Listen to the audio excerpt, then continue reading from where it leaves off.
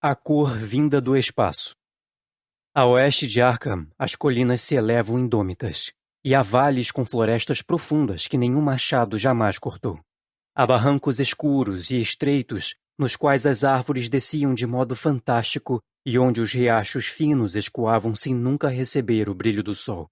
Nos declives mais gentis, há lavouras antigas e pedregosas, com chalés atarracados e cobertos de musgo, pairando eternamente sobre os segredos da Nova Inglaterra no sotavento dos grandes ressaltos. Mas todos eles estão vazios agora. As chaminés largas desmoronam, e as laterais revestidas de telhas chatas se projetam perigosamente abaixo de telhados gambrel baixos. As pessoas de antigamente haviam ido embora, e estrangeiros não gostavam de morar ali. Franco-canadenses tentaram, italianos tentaram, e poloneses vieram e foram embora. Não é por causa de nada que possa ser visto, ou escutado, ou manuseado, mas por causa de uma coisa que era imaginada. O lugar não faz bem para a imaginação e não traz sonhos tranquilos à noite. Deve ser isso que mantém os estrangeiros longe, pois o velho M. Pierce nunca lhes contou nada do que lembra dos tempos estranhos. M., que estava um pouco esquisito da cabeça havia anos, é o único que continua lá, ou que fala dos tempos estranhos. E ele ousa fazê-lo porque sua casa é muito próxima aos campos abertos e às estradas percorridas nos arredores de Arkham. Antigamente havia uma estrada que subia as colinas e percorria os vales, indo diretamente para onde agora há o Urzal devastado. Mas as pessoas pararam de usá-la, e uma nova estrada foi criada curvando mais para o sul. Traços da estrada antiga ainda podem ser vistos em meio à vegetação rasteira de uma natureza retornando. E alguns deles, sem dúvida, permanecerão mesmo quando metade dos vales estiverem inundados com um novo reservatório. Então as florestas escuras serão desmatadas, e o Urzal devastado repousará bem abaixo das águas azuis, cuja superfície espelhará o céu e ondulará sob o sol. E os segredos dos tempos estranhos estarão unidos aos segredos das profundezas, unidos ao folclore oculto do oceano antigo e todo o mistério da terra primitiva. Quando fui às colinas e vales fazer uma inspeção para o novo reservatório, eles me contaram que o lugar era maligno. Eles me contaram isso em Arkham, e, como se tratava de uma cidade bem velha e cheia de lendas de bruxas, pensei que a malignidade deveria ser algo que avós sussurravam às crianças ao longo de séculos. O nome, Urzal Devastado, me parecia bastante estranho e teatral, e me perguntei como havia se inserido no folclore de uma gente puritana. Então vi com meus próprios olhos aquele emaranhado escuro a oeste de barrancos e declives, e todas as minhas hipóteses foram substituídas pelo espanto com o próprio mistério ancião dele. Era manhã quando vi, mas sombras sempre espreitavam ali. As árvores ficavam muito espessas e seus troncos eram grandes demais para qualquer floresta da Nova Inglaterra. Havia silêncio demais nas passagens mal iluminadas entre elas, e o chão era macio demais com um musgo úmido e um carpete de anos sem fim de deterioração. Nos espaços abertos, em sua maioria junto à estrada antiga, havia pequenas fazendas de encosta, às vezes com todas as construções em pé, às vezes com apenas uma ou duas, e às vezes com apenas uma chaminé solitária ou um porão preenchido de forma desorganizada. Ervas daninhas e arbustos reinavam, e coisas selvagens furtivas farfalhavam na vegetação rasteira. Tudo estava sob uma neblina de inquietação e opressão. Um toque do irreal e do grotesco, como se um elemento vital de perspectiva ou de claro-escuro estivesse errado. Não me espantava que os estrangeiros não permanecessem ali, pois isto não era região para se dormir. Era similar demais a uma paisagem de Salvator Rosa, similar demais a uma estilogravura proibida em um conto de terror. Mas mesmo tudo isso não era tão ruim quanto o Urzal devastado. Eu soube no momento em que cheguei ao fundo de um vale espaçoso, pois nenhum nome que não fosse esse seria adequado àquilo, e nada que não fosse aquilo seria adequado a esse nome. Era como se um poeta houvesse cunhado a frase ao ver essa região em particular. Devia ser, pensei enquanto via, o produto de um incêndio, Mas por que nada de novo havia crescido nesses 2 hectares de abandono cinza que se alastrava a céu aberto como um grande ponto corroído por ácido em meio às florestas e campos? Ele ficava em maior parte ao norte da antiga estrada, mas avançava um pouco até o outro lado. Senti uma estranha relutância em me aproximar, e só o fiz porque meus afazeres me levavam por aquele caminho e para além dele. Não havia vegetação de qualquer tipo naquela expansão larga, mas apenas poeira ou cinzas finas que pareciam nunca se mover com o vento. As árvores próximas estavam adoentadas e definhadas, e muitos troncos mortos apodreciam em pé ou deitados ao longo do limiar. Enquanto andava às pressas por lá, via as pedras e tijolos desmoronados de uma velha chaminé e de um porão à minha esquerda e a bocarra negra de um poço abandonado, cujos vapores estagnados realizavam truques estranhos com as matizes da luz do sol. Mesmo a subida longa e escura pela floresta à frente parecia acolhedora em contraste, e não estranhei mais os sussurros assustados do povo de Arkham. Não havia casa ou ruína por perto. Mesmo antigamente o tempo deveria ser solitário e remoto. E no cair da tarde, temendo passar novamente por aquele ponto de mau agouro, voltei à cidade pela estrada tortuosa ao sul. Desejei vagamente que algumas nuvens se juntassem, pois uma insegurança estranha em relação aos vazios celestiais profundos invadiu minha alma. À noite perguntei às pessoas mais velhas de Arkham sobre o Urzal devastado e o que significava a frase tempos estranhos que tantos sussurravam evasivamente. Não pude, contudo, obter qualquer resposta satisfatória, exceto que todo o mistério era muito mais recente do que eu imaginara. Não se tratava nem um pouco de folclore antigo, mas sim de coisas contemporâneas àqueles que falavam. Aconteceu nos anos 1880, e uma família desapareceu ou foi morta. Os relatos não eram exatos, e como todos me disseram para prestar atenção nas histórias desvairadas de M. Pierce, fui atrás dele na manhã seguinte, tendo ouvido que ele morava sozinho no chalé antigo e à beira do colapso, onde as árvores começavam a engrossar bastante. Era um lugar terrivelmente arcaico que havia começado a exalar o leve odor miasmático que se prende a casas que perduram por tempo demais. Apenas com batidas insistentes à porta consegui acordar o homem de idade avançada, e quando ele veio timidamente até a porta, pude perceber que não estava feliz em me ver. Ele não era tão debilitado quanto eu esperava, mas seus olhos estavam caídos de um jeito curioso, e suas roupas surradas e barba branca o faziam parecer esgotado e em péssimo estado. Sem saber exatamente o melhor meio de fazê-lo deslanchar em suas histórias, fingi estar lá a trabalho. Contei sobre minha inspeção e fiz perguntas vagas sobre o distrito. Ele era muito mais sagaz e letrado do que eu havia sido induzido a achar, e antes que eu percebesse, havia captado tanto sobre o assunto quanto qualquer homem com quem eu falara em Arkham. Ele não era como os demais rústicos que eu havia conhecido nas sessões onde haveria reservatórios. Não houve dele protestos sobre os quilômetros de área florestal e rural a serem apagados, embora talvez houvesse, caso sua casa não ficasse fora dos limites do futuro lago. Alívio era tudo o que ele mostrava. Alívio diante do fim iminente dos antigos vales escuros pelos quais ele circulou a vida toda. Ficaria melhor embaixo d'água agora. Melhor embaixo d'água desde os tempos estranhos. E com essa abertura, sua voz rouca agravou-se, ao passo que seu corpo curvou-se para a frente e seu indicador direito começou a se erguer, trêmulo e impressionante. Foi então que ouvi a história. E, enquanto a voz divagante raspava e sussurrava, eu me arrepiei de novo apesar do dia de verão. Muitas vezes tive de alertar meu interlocutor de devaneios, decifrar aspectos científicos dos quais ele sabia apenas por uma evanescente memória de papagaio de falas de professores ou completar lacunas onde seu senso de lógica e continuidade ruía. Quando ele terminou, eu não estava surpreso com o fato de sua mente ter surtado um pouco ou de o povo de Arkham não falar muito sobre o Urzal devastado. Fui logo para meu hotel antes do pôr do sol, sem querer que as estrelas se pusessem sobre mim no céu aberto, e no dia seguinte voltei para Boston, a fim de abdicar de meu posto.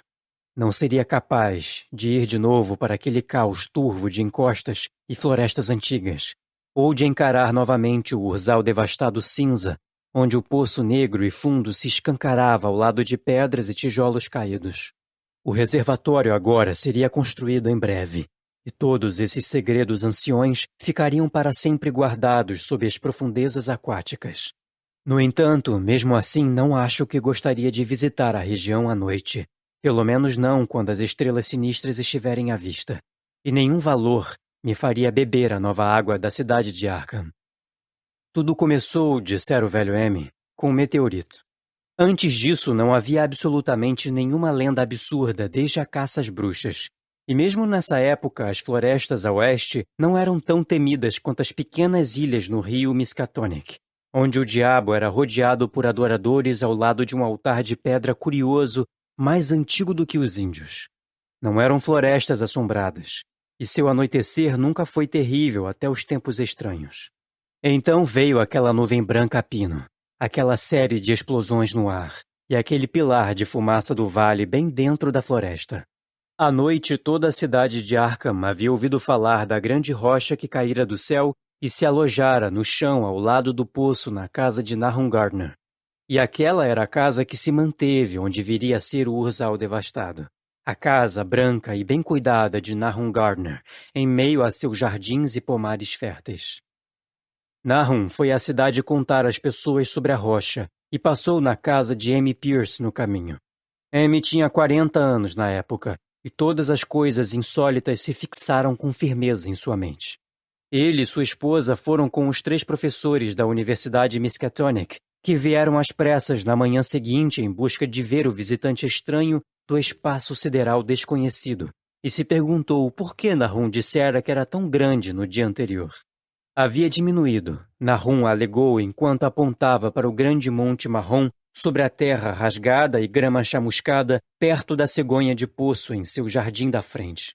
Mas os homens eruditos responderam que rochas não encolhem. Seu calor permanecia persistente, e Nahum afirmou que havia emitido um brilho fraco à noite. Os professores a examinaram com um martelo de geólogo e descobriram que ela era estranhamente macia. Era, inclusive, tão macia que era quase plástico. Eles escavaram, em vez de lascar, uma amostra para levar à faculdade e realizar testes. Eles a pegaram em um balde velho pegado emprestado da cozinha de Nahum, pois mesmo o menor dos pedaços se recusava a esfriar.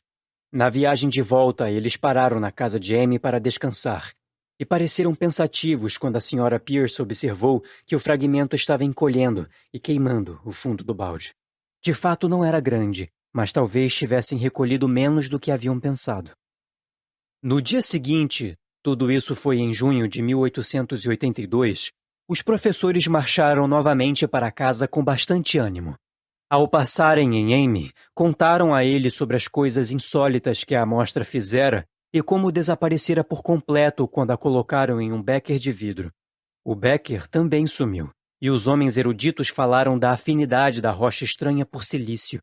Ela agira de forma bastante inacreditável naquele laboratório bem organizado, não fazendo absolutamente nada e não exibindo nenhum gás ocluso quando aquecido no carvão, ficando completamente negativo na pérola de bórax e logo provando ser absolutamente nada volátil em nenhuma temperatura produzível em laboratório, incluindo a do cano de oxi-hidrogênio.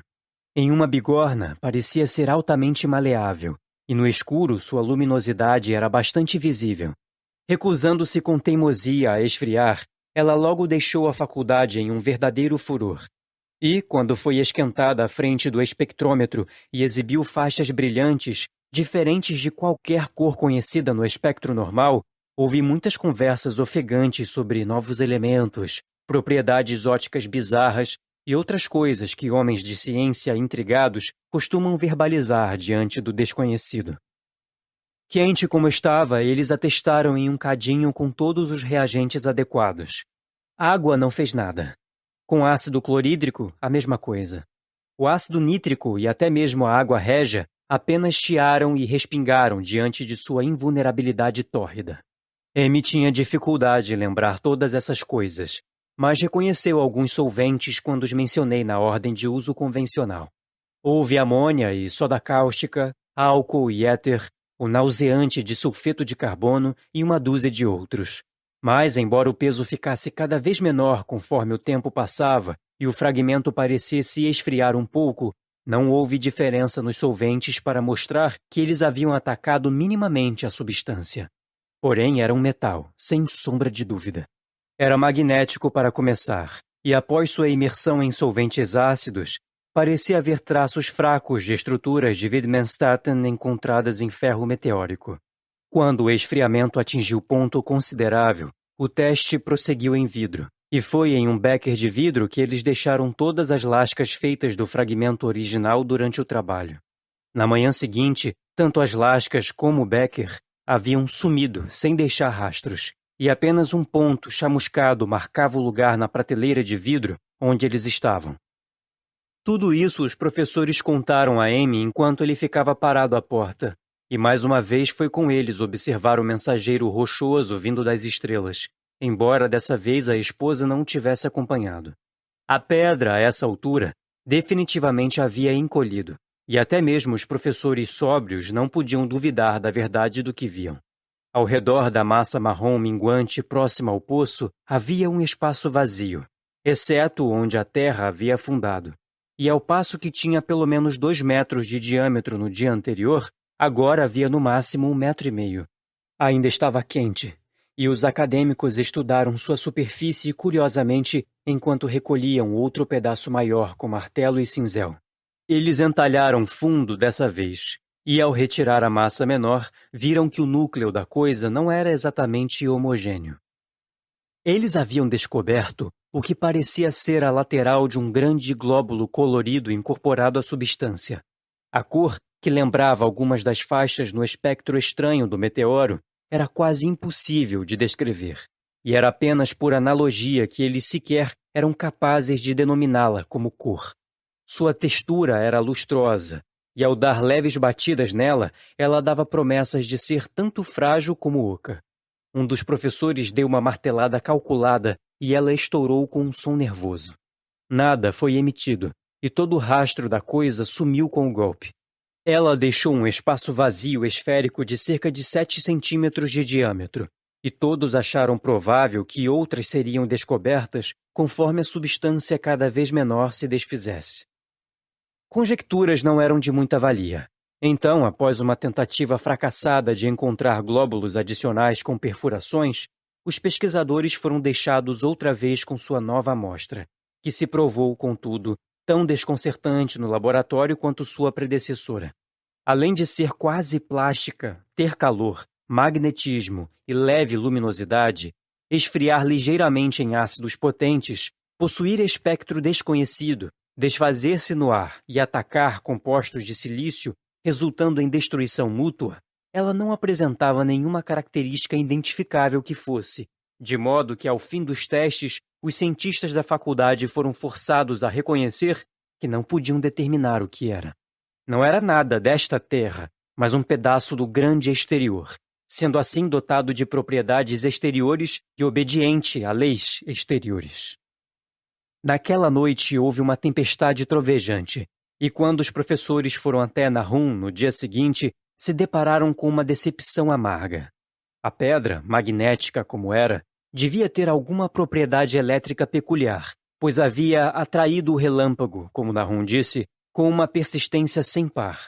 6 vezes em 1 hora, o fazendeiro viu o relâmpago atingir o sulco no jardim e, quando a tempestade acabou, não havia sobrado nada além de um buraco esfarrapado próximo à cegonha de poço, parcialmente obstruído por terra erodida.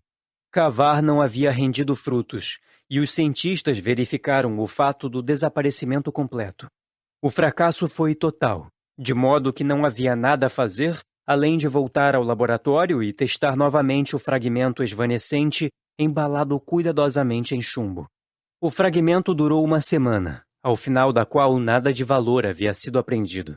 Quando desapareceu, nenhum resíduo foi deixado, e com o tempo os professores sentiram menos certeza de que haviam mesmo visto com olhos despertos aquele vestígio críptico de golfos externos insondáveis, aquela mensagem solitária e esquisita vinda de outros universos e outros reinos de matéria, força e existência. Como era natural, os jornais de Arkham alardearam bastante o incidente com seu patrocínio à faculdade e enviavam repórteres para falar com Nahum Gardner e sua família. Pelo menos um diário de Boston também mandou um escrevente, e Nahum logo virou algo como uma celebridade local. Ele era uma pessoa esguia e cordial com cerca de 50 anos. Morava com sua esposa e 3 filhos na agradável fazenda no vale. Ele e Amy visitavam um ao outro com frequência, bem como suas esposas. E Amy não tinha nada além de elogios para ele após tantos anos. Ele parecia ligeiramente orgulhoso da atenção que esse lugar atraíra, e falou com frequência do meteorito nas semanas seguintes. Julho e agosto daquele ano foram quentes, e Nahum trabalhou duro, fenando o pasto de 4 hectares do outro lado do riacho Chapman, com sua carroça barulhenta criando sulcos profundos nas vias sombreadas. O trabalho o cansou mais do que havia cansado em anos anteriores, e ele sentiu que a idade estava começando a pesar para ele. Então veio a época de frutas e colheita. As peras e maçãs amadureceram aos poucos, e Nahum afirmou que seus pomares prosperavam como nunca. As frutas adquiriam tamanhos fenomenais e um brilho atípico, e eram tão abundantes que barris adicionais foram encomendados para lidar com a colheita futura. No entanto, com a maturação das frutas, veio a dolorosa decepção, pois em toda aquela bela gama de delícias ilusórias, não havia um único pedaço que pudesse ser comido. No agradável sabor das peras e maçãs, infiltrou-se um amargor e náusea furtivos, de modo que mesmo as menores mordidas induziam a um engulho duradouro. Foi a mesma coisa com os melões e tomates, e Nahum descobriu com tristeza que sua colheita inteira havia sido perdida. Rapidamente ligando uma coisa a outra, ele determinou que o meteorito contaminou o solo, e agradeceu aos céus que a maior parte das outras colheitas estavam no planalto não adjacente à estrada. O inverno veio mais cedo e foi bem frio. Amy viu Nahum com menos frequência do que o normal, e notou que ele começou a parecer preocupado. O restante de sua família também parecia ter ficado taciturna, e a presença deles não era nada constante nas missas ou nos vários eventos sociais da região. Para essa reclusão e melancolia, não havia causa que podia ser descoberta, embora toda a família confessasse de vez em quando estar com a saúde pior e uma sensação de inquietação vaga. O próprio Nahum deu a declaração mais definitiva entre eles quando disse estar perturbado com certas pegadas na neve. Eram as pegadas de sempre, de esquilos vermelhos, coelhos brancos e raposas, mas o fazendeiro, cismado, afirmava haver algo de errado com sua natureza e arranjo. Ele nunca era específico, mas parecia pensar que elas não eram tão características da anatomia de esquilos, coelhos e raposas como deveriam ser. Amy escutava, desinteressado, essas declarações, até que, uma noite, ele passou pela casa de Nahum em seu trenó ao voltar de Clark's Corners. Havia lua, e um coelho atravessou a estrada correndo. Seus pulos eram longos demais para o gosto de Amy ou de seu cavalo. Esse último, aliás, quase fugiu quando trazido com rédea curta. Depois disso, Amy tratou as histórias de Nahum com mais respeito, e se perguntou por que os cães dos Gardner pareciam tão intimidados e trêmulos toda manhã. Eles haviam, descobriu-se, quase perdido a capacidade de latir. Em fevereiro, os rapazes da família McGregor de Middle Hill estavam caçando marmotas e, não muito longe da casa dos Gardner, pegaram uma espécime bastante peculiar. As proporções de seu corpo eram ligeiramente alteradas de forma insólita e impossível de descrever, ao passo que seu rosto adquirira uma expressão que ninguém jamais havia visto em uma marmota antes. Os garotos ficaram assustados de verdade e jogaram a coisa fora no mesmo instante, de modo que apenas seus relatos grotescos chegaram às pessoas da região. Mas o recuo dos cavalos perto da casa de Nahum agora era um fato reconhecido, e a base para um ciclo de lendas sussurradas tomava forma rapidamente. As pessoas afirmavam que a neve derretia mais rápido nos arredores da casa de Nahum do que em qualquer outro lugar, e no começo de março houve uma discussão atemorizada na mercearia dos Potter em Clark's Corners. Stephen Rice havia passado pela casa dos Gardner de manhã e notou os repolhos gambá crescendo na lama da floresta do outro lado da estrada. Nunca coisas daquele tamanho haviam sido vistas antes, sendo que elas também continham cores estranhas que não podiam ser descritas por palavras. As formas eram monstruosas, e o cavalo relinchou diante de um odor que pareceu a Steven completamente sem precedentes. Naquela tarde, muitas pessoas passaram por lá para ver o crescimento anormal, e todos concordaram que plantas daquele tipo jamais deveriam brotar em um mundo saudável.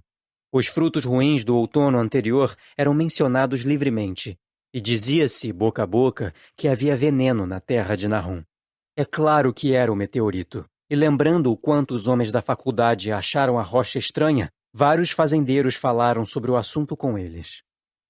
Um dia, eles visitaram Nahum, mas sem afeição por histórias e folclore disparatados, eles foram bastante conservadores em suas inferências. As plantas definitivamente eram estranhas, mas todos os repolhos de gambá são mais ou menos estranhos em forma, odor e tonalidade. Talvez algum elemento mineral da rocha houvesse entrado no solo, mas ele logo seria levado pelas águas. Quanto às pegadas e aos cavalos assustados, é claro que isso era apenas o tipo de conversa interiorana ao qual um fenômeno como o aerólito daria início. Não havia nada de fato que homens sérios podiam fazer no caso de boatos disparatados, pois rústicos supersticiosos dizem e acreditam em qualquer coisa. Então, durante os tempos estranhos, os professores se mantiveram distantes com desdém. Apenas um deles, ao receber 2 frascos de poeira para análise em um serviço para a polícia 1 ano e meio depois, lembrou que a cor insólita daquele repolho gambá era muito similar à daquelas faixas de luz anômalas mostradas pelo fragmento do meteoro sob o espectrômetro e ao do glóbulo frágil incorporado na rocha do abismo. As amostras dessa análise inicialmente apresentavam as mesmas faixas estranhas, mas depois perderam tal propriedade.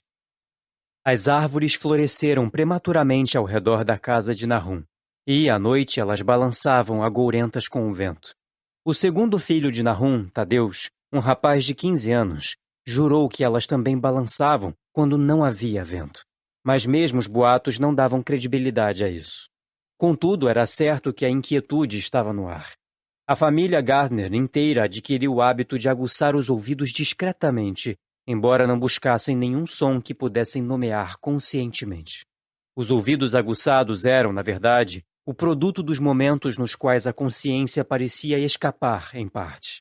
Infelizmente, momentos assim aumentaram semana a semana, até que passou a ser senso comum que tinha algo de errado com todo o pessoal do Nahum.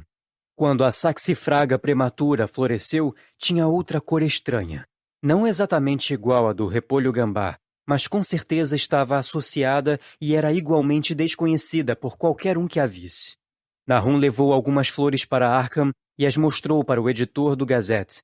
Mas o dignatário em questão não fez nada além de escrever um artigo de humor sobre eles, no qual os medos sombrios dos rústicos eram sujeitados à polida zombaria. Foi um erro de Nahum contar a um homem da cidade, impassível sobre o modo como as borboletas antíopes enormes e hipertrofiadas se comportavam em relação às saxifragas. Abril trouxe um novo tipo de loucura ao povo da região e deu início ao desuso da estrada que passava por Nahum, levando ao derradeiro abandono. Era a vegetação. Todas as árvores do pomar passaram a florescer com cores estranhas, e através do solo rochoso do jardim e do pasto adjacente surgiu uma planta bizarra que apenas um botânico seria capaz de conectar com a flora da região. Nenhuma cor sã e sadia estava à vista, exceto pela grama e pelas folhas verdes. Em vez disso, em tudo havia essas variantes alucinantes e prismáticas de um tom primário subjacente e adoecido que não tinha lugar junto às tonalidades conhecidas na Terra. As calças do holandês se tornaram algo que continha uma ameaça sinistra e as sanguinárias cresciam insolentes com suas perversões cromáticas. Amy e os Gardner achavam que a maioria das cores tinha um tipo de familiaridade assombroso e decidiram que lembravam a do glóbulo quebradiço no meteoro. Nahum arou e semeou o pasto de 4 hectares e o lote do Planalto, mas não fez nada com o terreno ao redor da casa. Ele sabia que seria em vão e esperava que o estranho cultivo do verão puxasse todo o veneno do solo. Ele agora estava preparado para quase qualquer coisa, tendo também se acostumado à sensação de haver algo perto dele esperando para ser ouvido. A rejeição à sua casa por parte de seus vizinhos pesava sobre ele, mas ainda mais sobre sua esposa. Os rapazes estavam em melhores condições por irem à escola diariamente, Mas eles não tinham como deixar de se assustar com os boatos. Tadeus, um jovem especialmente sensível, foi o que mais sofreu. Em maio vieram os insetos, e a casa de Nahum virou um pesadelo de zumbido e rastejo. A maioria das criaturas não parecia exatamente normal em seus aspectos e movimentos, e seus hábitos noturnos contradiziam toda a experiência anterior. Os Gardner passaram a vigiar toda a noite, olhando atentamente todas as direções, aleatoriamente buscando algo. Eles não sabiam dizer o quê. Foi então que todos reconheceram que Tadeus tinha razão sobre as árvores. A senhora Gardner foi a próxima a ver da janela, enquanto olhava os galhos inchados de um bordo contrastando com o céu iluminado pela lua. Os galhos, sem dúvida, se moviam e não havia vento algum. Só podia ser a seiva. A estranheza havia surgido em tudo que agora crescia. No entanto, não foi ninguém da família de Nahum que fez a descoberta seguinte. A familiaridade os insensibilizara, e o que eles não eram capazes de enxergar foi vislumbrado por um tímido vendedor de moinhos de vento de Bolton, que, desconhecendo as lendas da região, passou por lá determinada noite. O que ele contou em Arkham ganhou um breve parágrafo no Gazette, e foi lá que todos os fazendeiros, incluindo Nahum, viram pela primeira vez. A noite havia sido escura e as lanternas estavam fracas, mas ao redor de uma fazenda no vale que todos sabiam, pelo relato, ser necessariamente a de Nahum, a escuridão estava menos espessa. Uma luminosidade fraca, mas distinta, parecia inerir a toda a vegetação. Grama, folhas e flores em igual medida, sendo que, em um momento, um pedaço desvencilhado da fosforescência pareceu agitar-se furtivamente no jardim próximo ao celeiro. A grama até então parecia estar intocada, e as vacas eram pastoreadas livremente no lote próximo à casa. Mas perto do fim de maio, o leite começou a ter gosto ruim.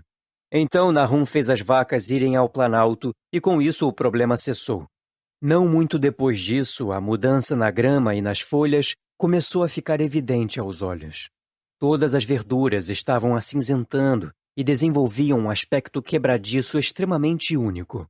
Amy agora era a única pessoa que visitava o lugar, e suas visitas eram cada vez menos frequentes.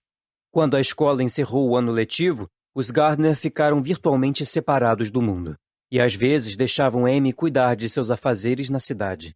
Curiosamente, eles estavam deteriorando, tanto física como mentalmente, de modo que ninguém ficou surpreso quando a notícia da loucura da senhora Gardner passou a circular. Aconteceu em junho, aproximadamente no aniversário da queda do meteoro, e a coitada da mulher gritou sobre coisas no ar que ela não conseguia descrever. Em seu devaneio não havia um substantivo específico sequer, apenas verbos e pronomes. Coisas se moviam e mudavam, e tremulavam, e os ouvidos formigavam diante de estímulos que não eram inteiramente sons. Algo havia sido tomado. Algo nela estava sendo drenado. Algo que não devia se apertava nela. Alguém precisava ser mantido longe. Nada na noite nunca foi estático. As paredes e janelas mudavam de lugar. Nahum não a mandou para o asilo do condado, mas deixou que ela perambulasse pela casa, contanto que não apresentasse perigo para si mesma e para os demais. Mesmo quando sua expressão mudou, ele não fez nada. Todavia, quando os meninos começaram a ficar com medo dela, e Tadeus quase desmaiou por causa do modo como ela lhe fazia caretas, ele decidiu deixá-la trancada no sótão. Em julho, ela já havia parado de falar e rastejava de 4, e antes que aquele mês acabasse, Nahum obteve a noção insana de que ela estava brilhando ligeiramente no escuro, como ele agora via claramente ocorrer com a vegetação próxima. Foi pouco antes disso que os cavalos debandaram. Algo os havia agitado à noite, e seus relinchos e coices nas baias foram terríveis. Não parecia haver virtualmente nada a se fazer para acalmá-los, e quando Nahum abriu a porta do estábulo, todos eles dispararam como veados selvagens assustados. Levou uma semana para achar todos os 4, e, quando eram encontrados, pareciam estar consideravelmente incapacitados e incontroláveis. Algo havia surtado em seus cérebros, e cada um deles precisou levar um tiro para seu próprio bem.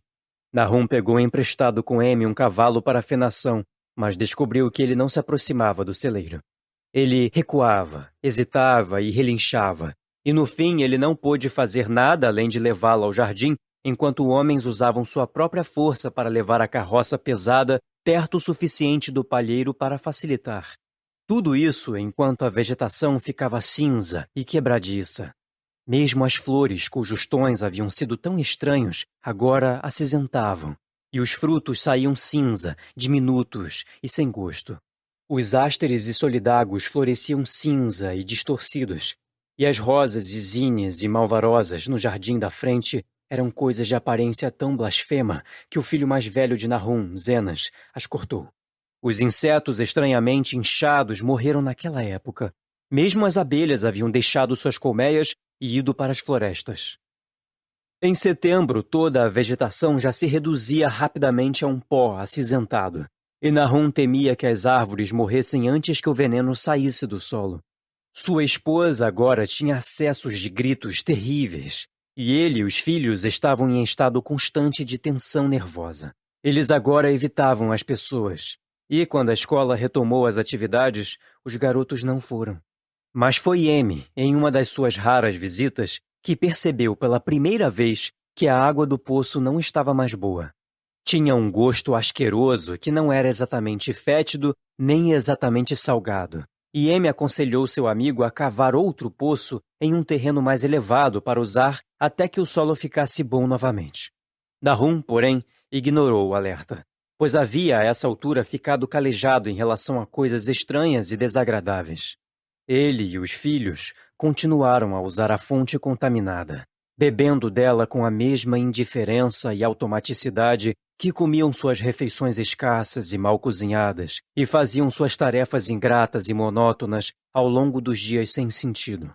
Havia certa resignação impassível neles, como se tivessem adentrado parcialmente em outro mundo, entre fileiras de guardas anônimos e rumo a uma perdição certa e familiar. Tadeus enlouqueceu em setembro, após uma visita ao poço. Ele havia ido com um balde e voltado de mãos vazias, berrando, balançando os braços e tendo lapsos de risos sem sentido ou de sussurros sobre as cores se mexendo lá embaixo. 2 casos em uma família era bem grave, mas Nahum foi bastante valente a respeito da situação. Deixou o garoto correr livremente por uma semana, até que ele começou a tropeçar e se machucar, quando então o trancou em um quarto do sótão do lado oposto ao da mãe. O modo como eles gritavam um com o outro de trás de portas trancadas era bastante terrível, especialmente para o pequeno Merwin, que achava que eles falavam em uma língua terrível que não era da terra. Merwin estava adquirindo uma imaginação arrepiante, e sua inquietação piorou depois que ficou afastado do irmão que mais brincava com ele. Quase na mesma época a mortalidade do gado começou. Aves acinzentaram e morreram bem rápido. Suas carnes se revelaram secas e barulhentas ao cortar. Porcos ficaram anormalmente gordos. Depois, de repente, começaram a sofrer mudanças odiosas que ninguém conseguia explicar. A carne deles, claro, era inaproveitável, e Nahum não sabia mais o que fazer. Nenhum veterinário rural se dispunha a se aproximar do lugar. O veterinário urbano de Arkham estava declaradamente perplexo. Os suínos começaram a ficar cinzentos e quebradiços, despedaçando antes de morrer, e seus olhos e focinhos desenvolveram mudanças singulares. Foi bastante inexplicável, pois eles nunca haviam se alimentado da vegetação contaminada. Então algo acometeu as vacas. Algumas áreas, ou às vezes o corpo inteiro, ficavam excepcionalmente enrugadas ou comprimidas, e colapsos ou desintegrações atrozes eram comuns. Nos estágios finais, que sempre resultavam na morte, havia um processo de ficar cinza e quebradiço como o que ocorrera com os porcos. O veneno estava fora de questão, pois todos ocorreram em um celeiro trancado e inalterado. Nenhuma mordida de criaturas rastejantes poderia ter trazido o vírus, pois que animal vindo da terra poderia atravessar obstáculos sólidos? Só podia ser uma doença natural. Mas que doença poderia causar efeitos assim era algo que nenhuma mente tinha como responder. Quando a colheita veio, não havia um animal sobrevivente no lugar, pois os gados bovino, suíno e aviário haviam morrido, e os cães haviam fugido. Os cães, que eram 3, sumiram todos uma noite e nunca mais se ouviu falar deles. Os 5 gatos foram embora algum tempo antes, mas sua partida mal foi notada, visto que agora parecia não haver mais ratos, e apenas a senhora Gardner tratava os felinos graciosos como animais de estimação. No dia 19 de outubro, Nahum cambaleou até a casa de Amy com notícias terríveis. A morte havia chegado para o pobre Tadeus em seu cômodo no sótão, tendo ocorrido de uma maneira que não podia ser determinada. Nahum cavou uma cova no terreno cercado da família atrás da fazenda e colocou lá o que encontrara. Não podia ter sido nada vindo de fora, pois a pequena janela gradeada e a porta trancada estavam intactas. Mas foi muito similar ao que ocorrera no celeiro. Amy e sua esposa consolaram o homem abatido da melhor maneira que podiam, mas estavam arrepiados enquanto o faziam. Terror absoluto parecia se agarrar aos Gardner e a tudo o que eles tocavam. A presença de um deles na casa era em si um sopro de regiões desconhecidas e inomináveis. Amy acompanhou Nahum de volta para casa com a maior das relutâncias e fez o que podia para apaziguar o choro histérico do pequeno Merwin. Zenas não precisava ser acalmado. Àquela altura, ele não fazia nada além de contemplar fixamente o espaço e obedecer às ordens que seu pai lhe dava. E Amy pensou que seu destino foi misericordioso. De vez em quando, os gritos de Merwin eram respondidos fracamente do sótão, e, em resposta a um olhar inquisitivo, Nahum disse que sua esposa estava ficando bastante debilitada.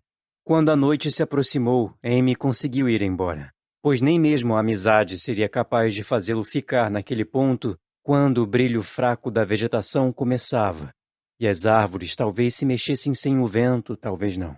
Amy tinha muita sorte por não ser mais imaginativo. Mesmo neste caso, sua mente estava ligeiramente alterada. Mas se ele tivesse sido capaz de conectar e refletir sobre todos os sinais à sua volta, ele inevitavelmente se tornaria um completo maníaco. Durante o entardecer, ele foi às pressas para a própria casa, com os gritos da mulher ensandecida e da criança nervosa zunindo em seus ouvidos. 3 dias depois, Nahum adentrou abruptamente a cozinha de Amy no início da manhã, e diante da ausência de seu anfitrião, começou a balbuciar novamente uma história desesperada, enquanto a senhora Pierce escutava com arrepios tensos.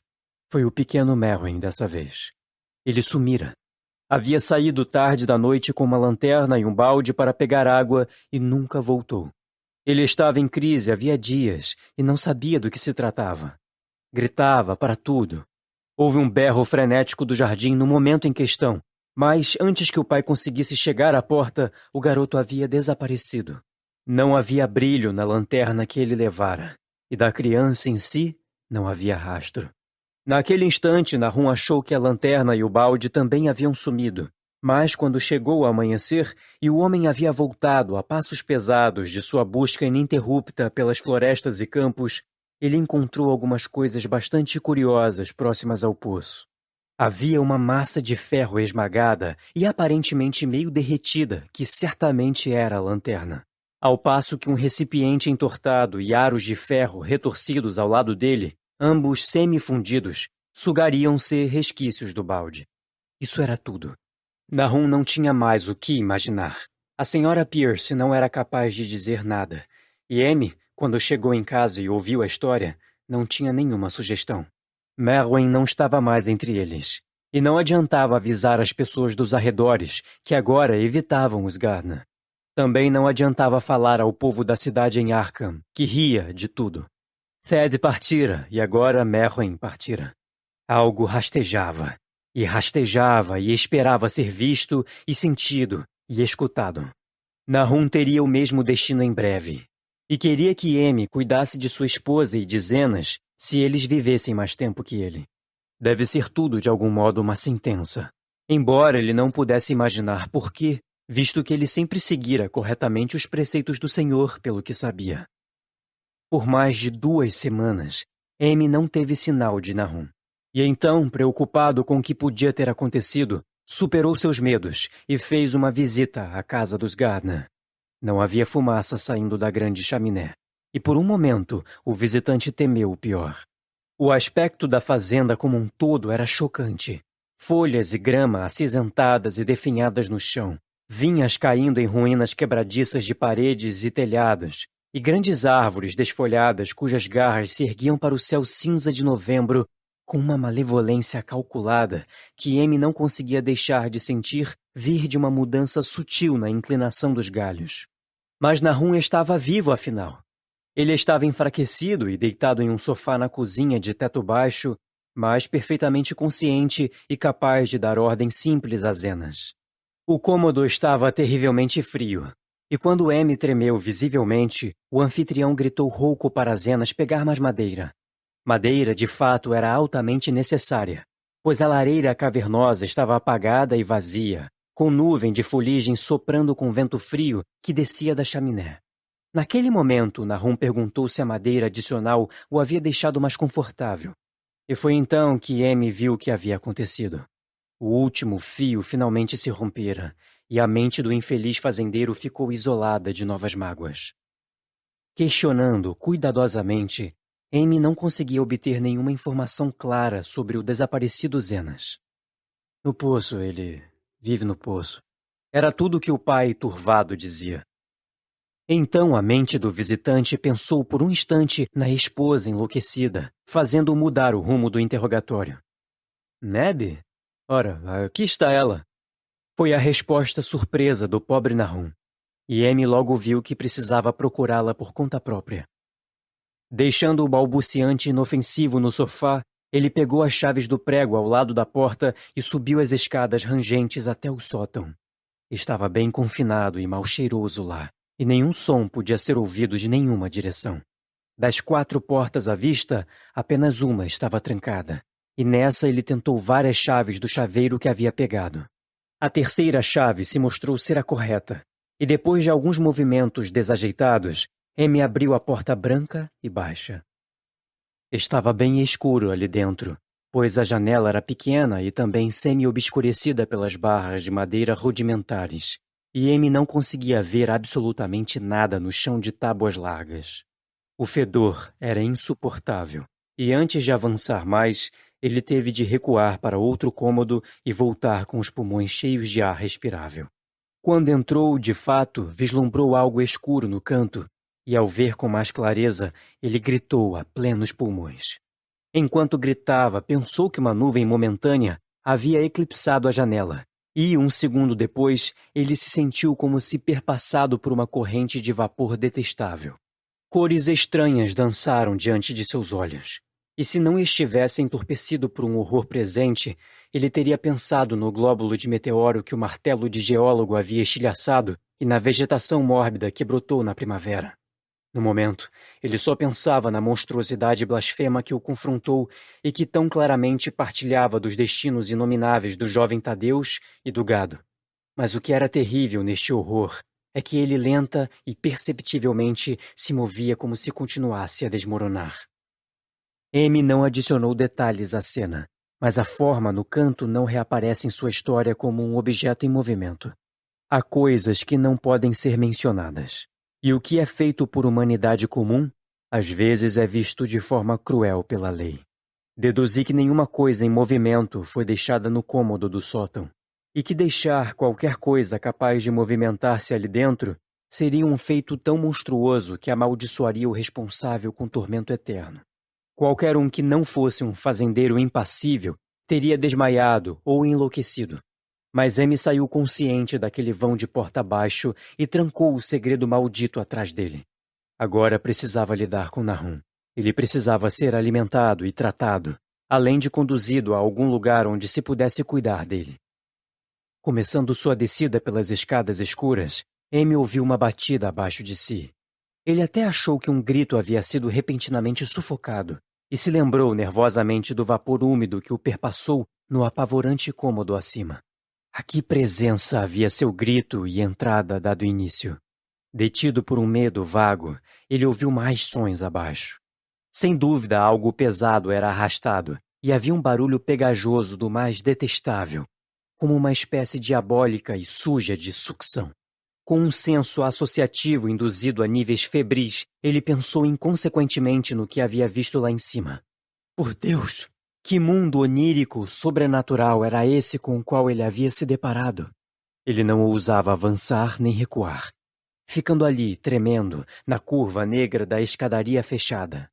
Cada minúcia dessa cena gravou-se com ferrete em seu cérebro. Os sonhos, a sensação de expectativa temerosa, a escuridão, o declive dos degraus curtos e misericórdia, a luminosidade fraca, mas inconfundível de toda a carpintaria à vista. Degraus, laterais, ripas expostas e vigas, todos eles. Então irrompeu um relincho frenético do cavalo de M do lado de fora, seguido imediatamente por um tamborilar que significava uma fuga alucinada. Em um momento seguinte, cavalo e carroça estavam longe demais para se ouvir, deixando o homem apavorado nas escadas escuras, tentando adivinhar o que causou a fuga. Mas isso não era tudo. Havia outro som nos arredores, uma forma de barulho líquido. Água? Só podia ser o poço. Ele havia deixado Ero solto perto dele, e a roda da carroça deve ter roçado o anel do poço e derrubado uma pedra dentro. E ainda assim a fosforescência pálida brilhava naquela detestável carpintaria antiga. Deus, como era velha essa casa! A maior parte foi construída antes de 1670, e o telhado em estilo gambrel não foi feito depois de 1730. Arranhões débeis no piso abaixo agora soavam com distinção, e a mão de M apertou o pedaço de pau pesado que pegara no sótão por algum motivo. Aos poucos, juntando coragem, ele terminou de descer e caminhou audaciosamente até a cozinha. Mas não terminou o trajeto, porque o que ele procurava não estava mais ali. Havia vindo encontrar-se com ele e ainda estava vivo até certo ponto. Se havia rastejado ou se havia sido arrastado por uma força externa qualquer, M não sabia dizer, mas a morte havia passado por ele. Tudo acontecera na meia hora anterior, mas o colapso, o acinzentamento e a desintegração já estavam muito avançados. Havia um horrível aspecto quebradiço e fragmentos secos descascavam. M não era capaz de tocá-lo, mas olhava horrorizado para a paródia distorcida do que antes havia sido um rosto. O que fez isso, não? O que fez isso? Ele sussurrou, e os lábios inchados e com fissuras foram capazes de crepitar uma última resposta. Nada. Nada. A cor queima, fria e molhada. Mas queima. Morava no poço, eu vi, meio que uma fumaça, que nem as flores das última primavera. O poço brilhava de noite. O Thed e o Merne e os Zenas, tudo que é vivo, suga a vida de tudo naquela pedra. Tem que ter vindo naquela pedra. Venenou o lugar todo. Não sei o que é. Aquela coisa redonda que os homens da faculdade tirou de pedra. Eles quebraram. Era da mesma cor, igualzinha, que nem as flores e as plantas. Devia ter mais daquilo. Sementes, elas cresceram. Vi pela primeira vez essa semana. Deve ter sido forte nos Zenas. Era um rapazão cheio de vida. Ela acaba com a tua mente e depois te pega, te queima. Na água do poço, tu tinha razão. Água do mal. Os Zenas nunca voltou do poço. Não dá pra fugir. Te puxa. Você sabe que tem uma coisa vindo, mas não adianta. Eu vi de novo, depois que levaram os Zenas. Cadê a Neb, M? Minha cabeça não tá boa. Não sei quanto tempo faz que não dou comida pra ela. Vai pegar ela se a gente não tomar cuidado. Só uma cor. A cara dela tá ficando com aquela cor às vezes de noite. E queima, e suga. Veio de um lugar onde as coisas não são como são aqui. Um dos professores disse isso. Tava certo. Cuidado, M. Vai fazer mais coisa. Chupa a vida. Mas isso foi tudo. Aquilo que falava não podia mais falar, pois havia desmoronado por completo. M pôs uma toalha de mesa xadrez vermelha sobre o que restara e recuou pela porta dos fundos para os campos. Ele subiu a ladeira para o pasto de 4 hectares e cambaleou para casa pela estrada sentido norte, pela floresta. Ele não podia passar por aquele poço do qual seu cavalo fugira. Ele havia olhado para o poço pela janela e visto que nenhuma pedra faltava no anel. Então a carroça em disparada não havia desencaixado nada, afinal. O barulho havia sido outra coisa. Algo que havia entrado no poço depois de ter feito o que precisava fazer com o coitado do Nahum. Quando Amy chegou à sua casa, o cavalo e a carroça haviam chegado antes e causado crises de ansiedade na esposa. Reconfortando-a sem dar explicações, ele foi imediatamente a Arkham e notificou as autoridades de que a família Gardner não existia mais. Ele não deu detalhes, apenas contou sobre as mortes de Nahum e Neb. A de Tadeu já era sabida, e mencionou que a causa parecia ter sido a mesma enfermidade que havia matado o gado. Ele também declarou que Merwin e Zenas haviam desaparecido.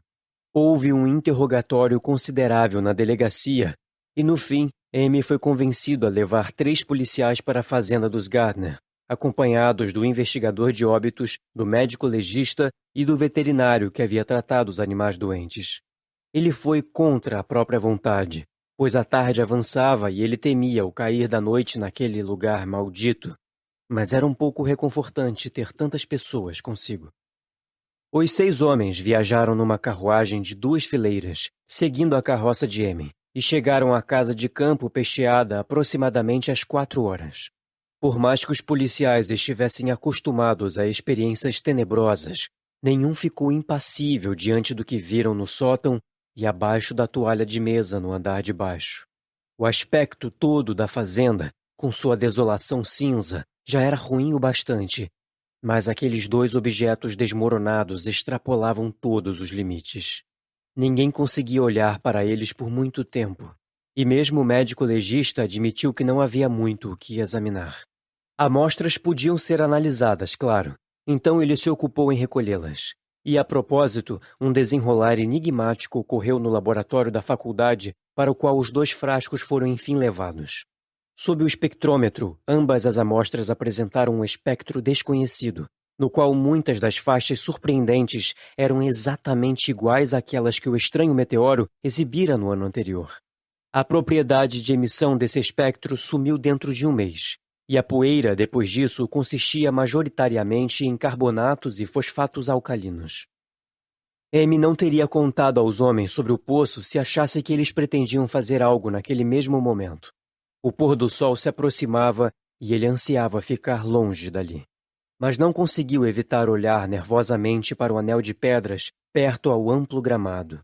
E quando um detetive indagou, admitiu que Nahum temia que houvesse algo lá embaixo, a ponto de que ele nunca nem considerou procurar Merwin ou Zenas ali dentro.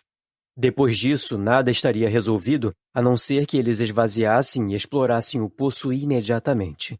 Então Amy precisou esperar, trêmulo, enquanto balde após balde de água rançosa era elevado e jogado no chão encharcado do lado de fora.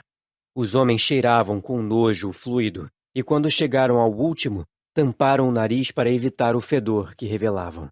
Não foi um trabalho tão longo quanto temiam que seria, pois a água estava fenomenalmente rasa. Não é preciso dizer com muita exatidão sobre o que encontraram. Merwin e Zenas estavam ambos ali, em parte, embora os vestígios fossem praticamente esqueletos.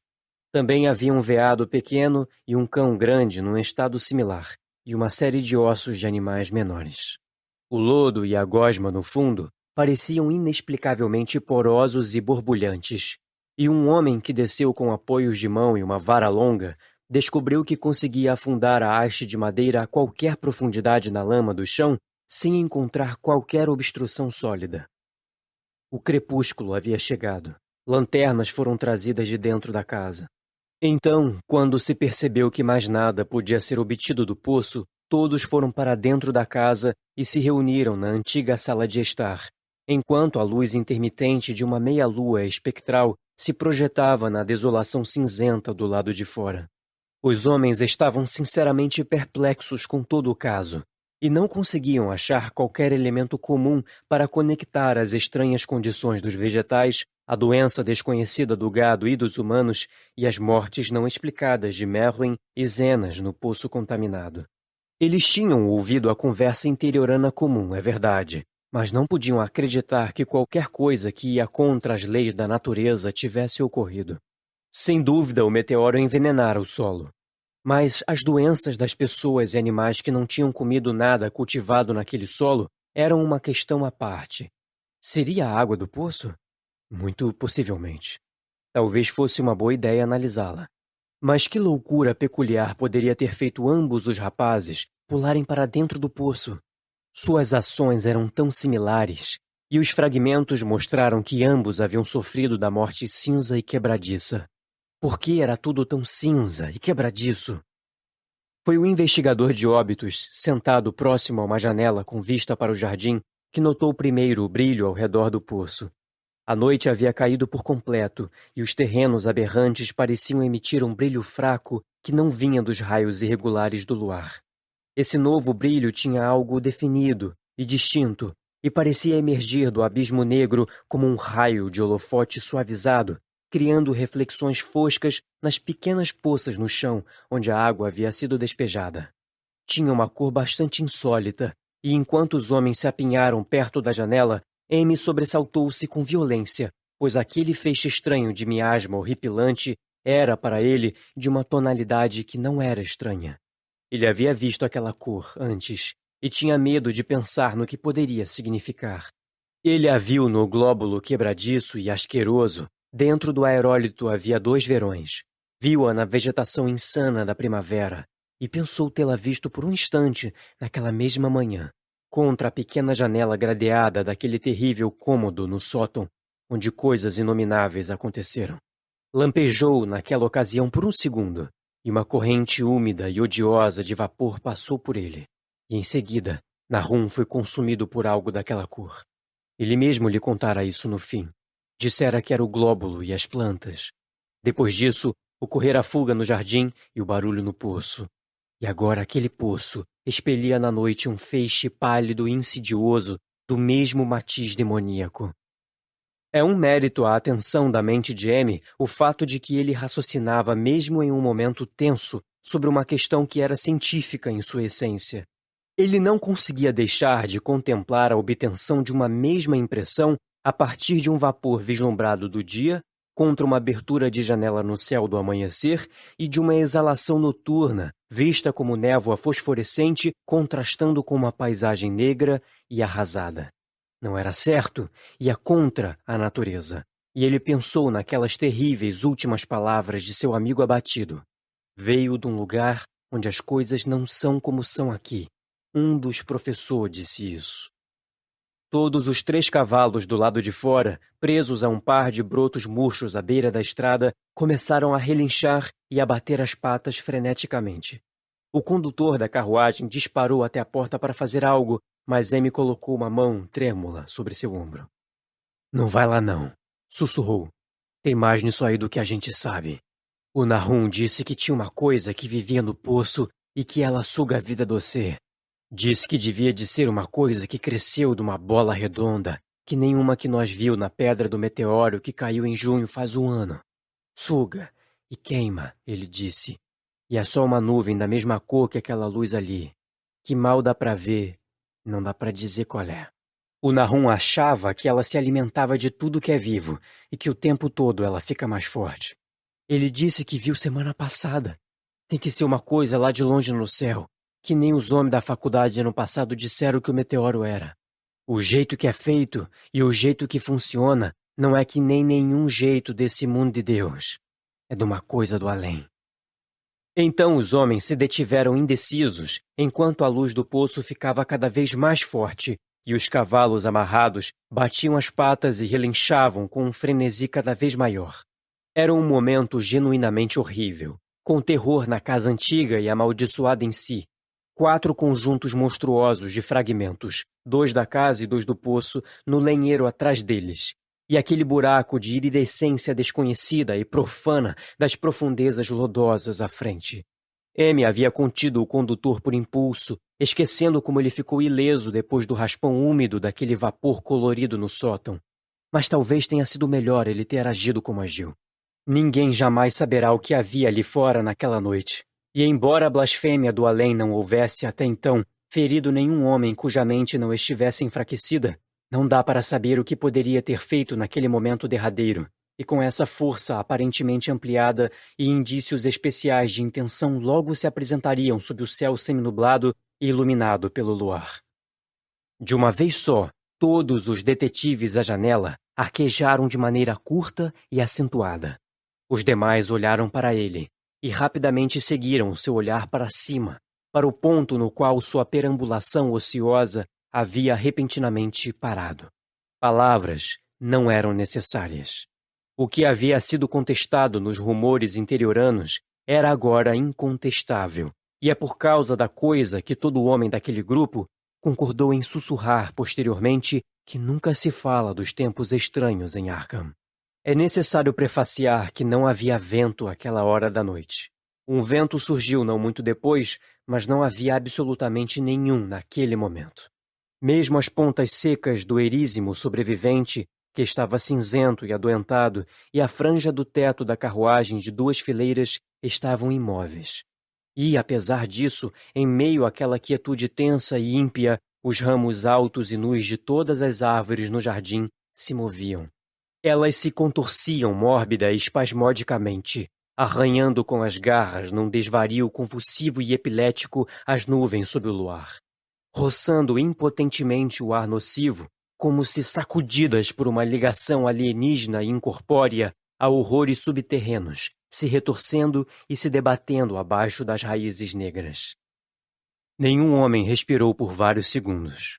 Então, uma nuvem de profundidade mais escura cobriu a lua, e a silhueta dos galhos flexionando as falanges sumiu por um momento.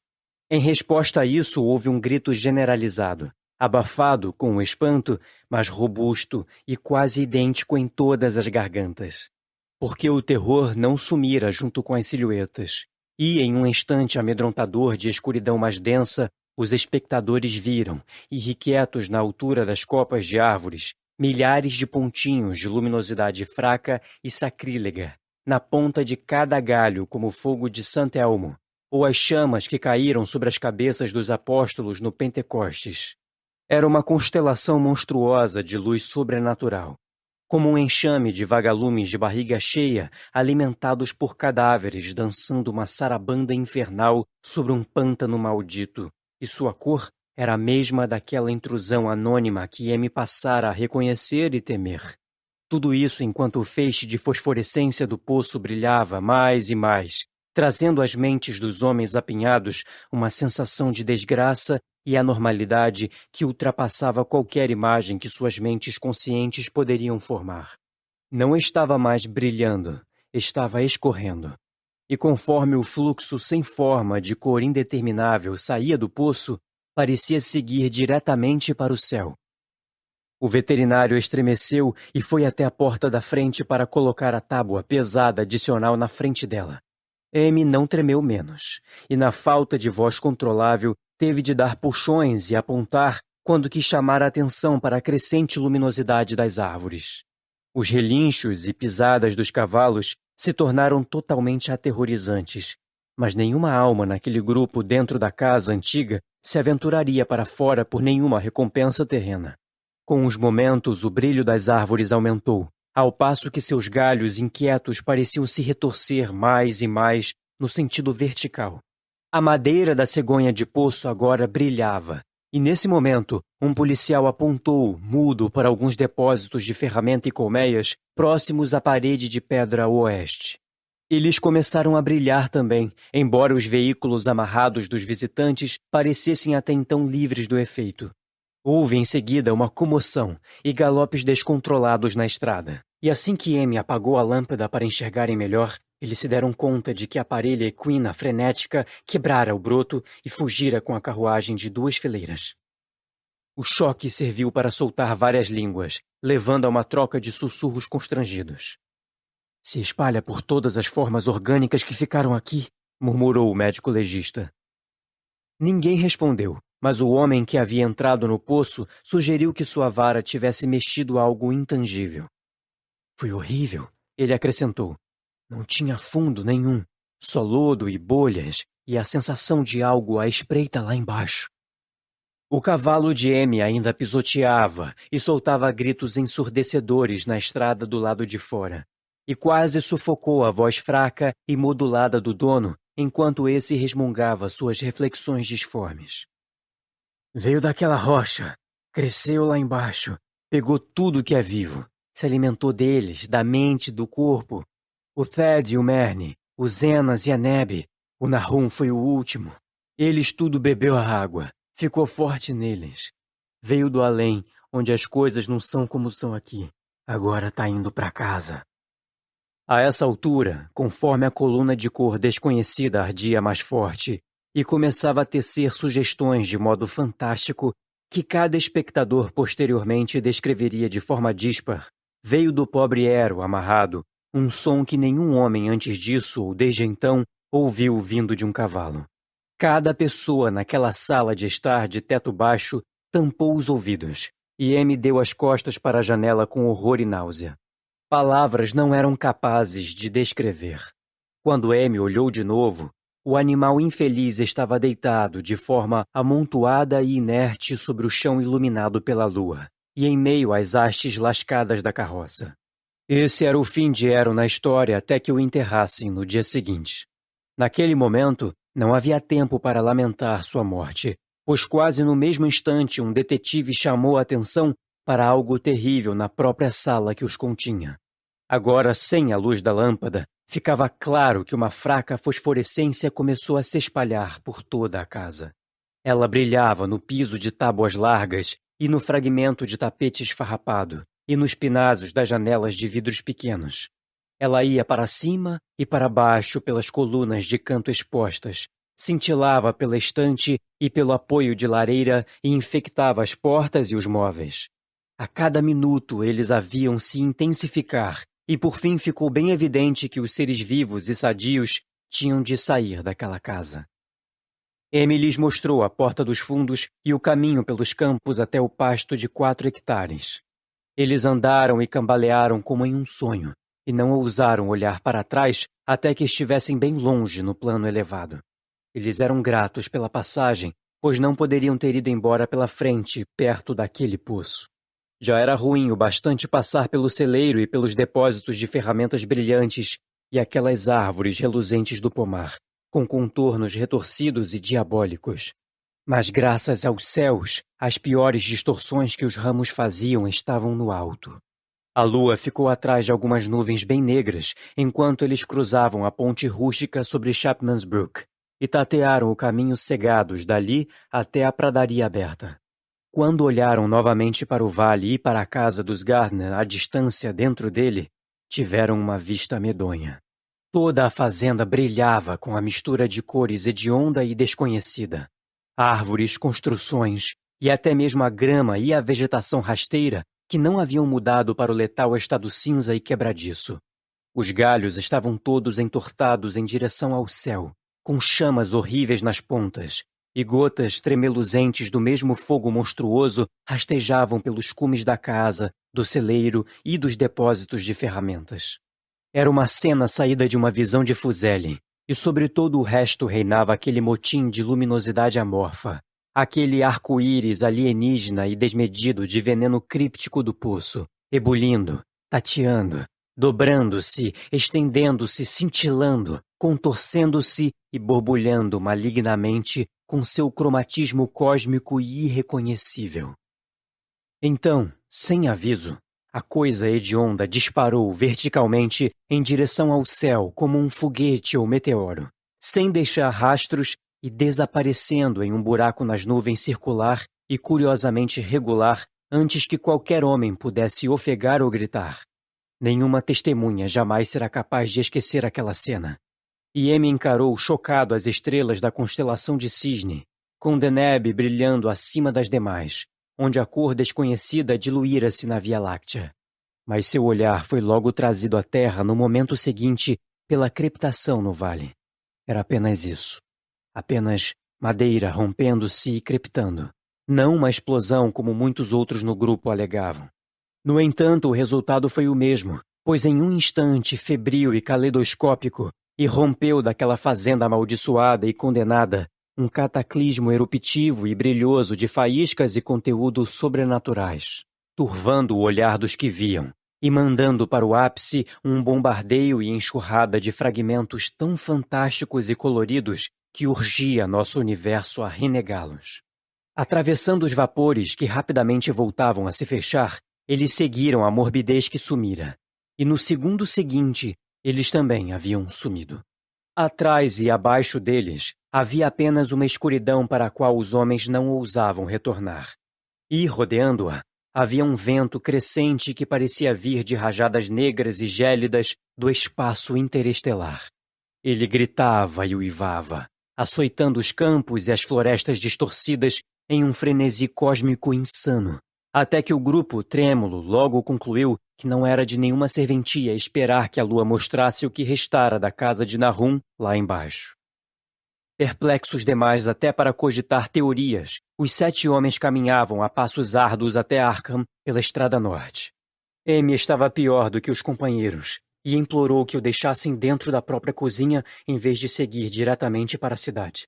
Ele não queria atravessar a floresta noturna, açoitada pelo vento pela estrada principal até sua casa, pois sofrera um choque adicional do qual os demais foram poupados, e foi para sempre esmagado com um medo inquietante que ele não ousou sequer mencionar durante anos.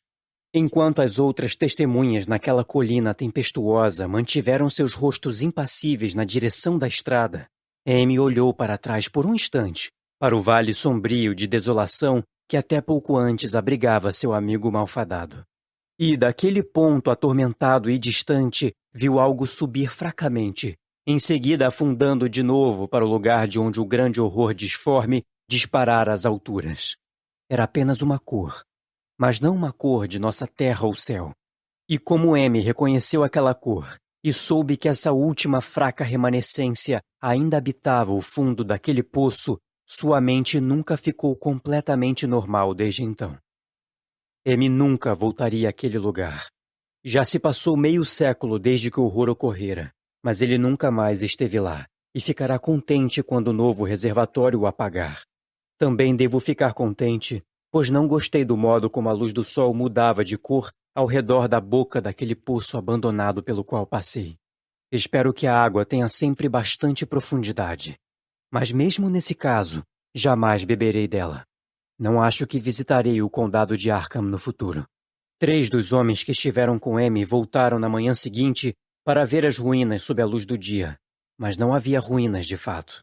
Apenas os tijolos da chaminé, as rochas do porão, resíduos metálicos aqui ou ali e o anel daquele poço execrável. Com exceção do cavalo morto de Amy, que eles levaram embora e enterraram, e a carroça que eles prontamente lhe devolveram, tudo que um dia tivera vida havia sumido. 2 hectares de deserto poeirento e cinza foi o que sobrou, e nada cresceu ali desde então. Até hoje ele repousa aberto ao céu, como um grande ponto corroído por ácido nas florestas e campos, e as poucas pessoas que ousaram vislumbrá-lo, apesar das histórias rurais, o chamaram de Urzal devastado. As histórias rurais são insólitas.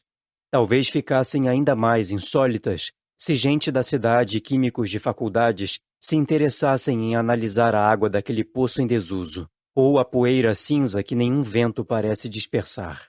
Botânicos também deveriam estudar a flora definhada daquele local, pois isso poderia trazer luz à noção interiorana de que a moléstia estava se espalhando, pouco a pouco, talvez alguns poucos centímetros por ano. As pessoas dizem que a cor da vegetação vizinha não fica exatamente certa na primavera, e que seres selvagens deixam pegadas estranhas na neve fofa de inverno. A neve nunca parece tão densa no Urzal devastado quanto nos demais lugares. Cavalos, os poucos que restam nesta área motorizada, ficam irrequietos no vale silencioso, e caçadores não podem confiar em seus cães quando estão muito próximos à mancha de poeira cinzenta. Dizem que as influências mentais também são muito ruins. Muitos ficaram estranhos nos anos posteriores à morte de Nahum, e eles sempre careciam de forças para ir embora. Então as pessoas de mente mais forte abandonaram a região e apenas os estrangeiros tentaram viver nos lares antigos e em ruínas. Eles, contudo, não conseguiam ficar, e às vezes alguém se perguntava que descobertas além das nossas, sua abundância desvairada e estranha de misticismos sussurrados lhes forneceu. Seus sonhos à noite, eles reclamavam, são extremamente horríveis naquela região grotesca, e sem dúvida o próprio aspecto do reino obscuro é suficiente para alimentar uma imaginação mórbida. Nenhum viajante jamais escapara da sensação de estranheza naqueles barrancos fundos, e artistas se arrepiavam ao pintar florestas densas que eram um mistério tanto do espírito como do olho. Eu mesmo tenho curiosidade em relação à sensação que obtive da minha caminhada solitária antes que Amy me contasse sua história. Quando o pôr do sol veio, desejei vagamente que algumas nuvens se juntassem, pois uma insegurança estranha em relação aos vazios celestiais profundos invadiu minha alma. Não me peça minha opinião. Eu não sei. Isso é tudo. Não havia ninguém além de Amy para quem perguntar, pois o povo de Arkham não fala sobre os tempos estranhos. E todos os 3 professores que viram o aerólito e o glóbulo colorido dele faleceram. Havia outros glóbulos. Precisava haver. Um deve ter se alimentado e escapado, e provavelmente havia outro que se atrasou. Sem dúvida, ainda está no fundo do poço. Eu sabia que havia algo de errado com a luz do sol que eu vira sobre aquela beirada miasmática. Os ruscos dizem que a moléstia expandia uns centímetros ao longo do ano. Então talvez houvesse alguma forma de crescimento ou fomentação mesmo neste momento. Mas qualquer que seja o demônio germinante ali, ele precisa estar preso a algo, caso contrário haveria se espalhado rapidamente. Será que estava amarrado às raízes das árvores que arranhavam o ar? Uma das histórias atuais de Arkham fala sobre carvalhos robustos que brilham e se movem de uma forma que não deveriam à noite. O que é, só Deus sabe. Em termos de matéria, suponho que a coisa que Amy descreveu seria denominada um gás, mas esse gás obedecia a leis que não eram do nosso cosmo.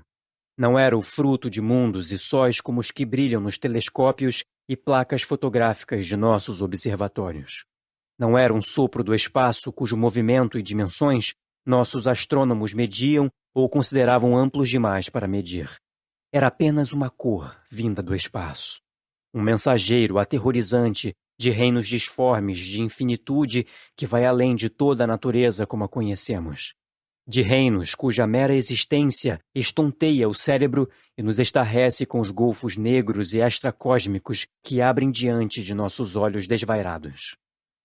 Duvido que Amy tenha conscientemente mentido para mim, e não creio que sua história seja toda uma excentricidade insana, como o povo da cidade havia comentado. Algo terrível veio às colinas e vales com aquele meteoro. E algo terrível, embora eu não saiba em que proporção, ainda permanece. Devo ficar grato em ver a chegada das águas. Enquanto isso, espero que nada aconteça com Amy. Ele viu tanto da coisa, e sua influência era tão insidiosa. Por que ele nunca foi capaz de se mudar? Com que vividez ele lembrava as palavras finais de Nahum? Não dá para fugir. Te puxa. Você sabe que tem uma coisa vindo, mas não adianta. Amy é um senhor de idade tão bondoso. Quando a equipe do reservatório começar a trabalhar, devo escrever para o engenheiro-chefe pedindo para ficar de olho nele. Detestaria pensar nele como a monstruosidade cinza, retorcida e quebradiça que persiste cada vez mais em perturbar meu sono.